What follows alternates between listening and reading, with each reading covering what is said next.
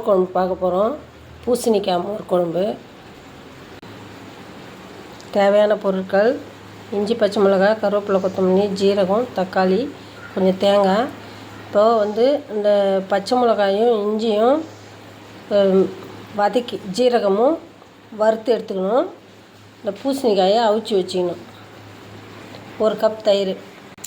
பாருங்க, இது 3த்தையும் எண்ணெயில் வதக்கணும். எங்கள் மாமியார் செய்வாங்க, இது ரொம்ப சுவையாக இருக்கும்.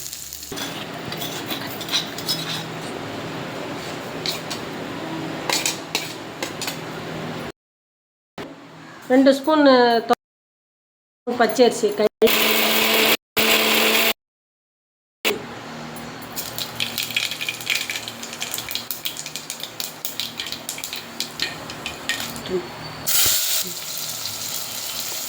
அரைச்சி ஊற்றுறத எடுத்து ஊற்றிடணும். தேவையான அளவு கொஞ்சம் தண்ணி ஊற்றிடணும். மஞ்சள் பொடி, அவிச்சி வச்ச பூசணிக்காயை எடுத்து போட்டுடணும்.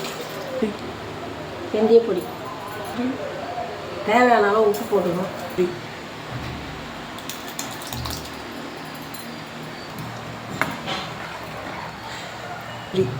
பாருங்கள், இது ரொம்ப கொதிக்கக்கூடாது.